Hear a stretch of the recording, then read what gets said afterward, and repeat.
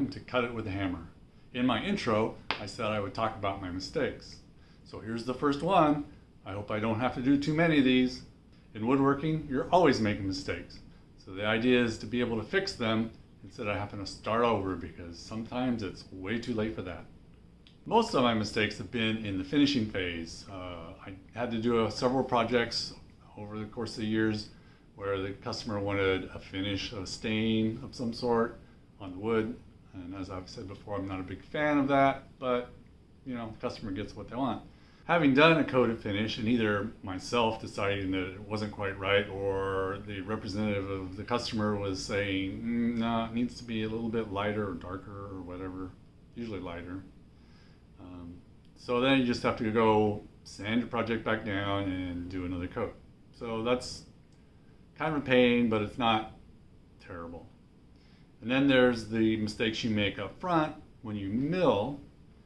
Typically I buy 40 to 50% extra wood for a project so that when I make mistakes, then I don't have to go back to the lumberyard and pick up some more wood, perhaps a different stock of wood that doesn't match what I currently have. So I always pick up some extra. But if you make a mistake milling, you just start over and remill that piece or pieces, depending on what it may be. And so it's not that big a deal. So this project up here just needed to be refinished. So that was pretty easy. It's a big board, not that big a deal.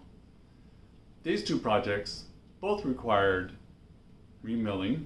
The table up here required a new top because it dished out, like similar in this picture. And I needed to cut new legs because I screwed them up. But I used those on another project later, so that's okay.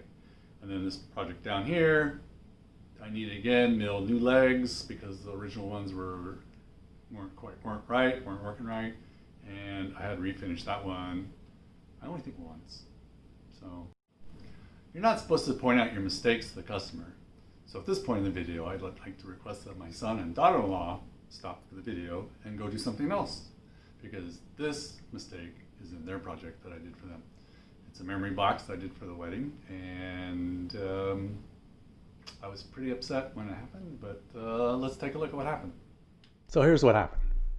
This is a picture of the box just before I cut the lid off, and I had to drill 4 holes for these barrel hinges as shown in this picture of the box when it's finished. So I put it on the drill press, I put the 4 holes in the box itself without any problem, and then I switched it up to do the lid, and the depth stop on the drill press wasn't tight enough, and when I drilled into the lid, the bit slipped through the top of the box, as you see here. I was rather upset. I probably did go back in the shop to work on it for at least a week as I tried to figure out what to do. I looked at getting a plug cutter to fill the hole, but it didn't really quite fill it very well. So what I ended up doing was to chisel out a rectangular slot and take a small piece of Padauk and glue it in, chisel it up, sand it up, and coat a finish, and it looks pretty good. In 4 or 5 years, when the Padauk turns into a nice dark chocolate brown, nobody will be able to see it. Maybe not even me. Anyway, it all came out well in the end. Just an example of a problem that crops up near the very end of the project, which is like the worst time a problem like this to show up. If you can fix it and save your project, that's what counts. So that's the end of this episode. Please subscribe and you'll find out the next time I make a mistake. See ya.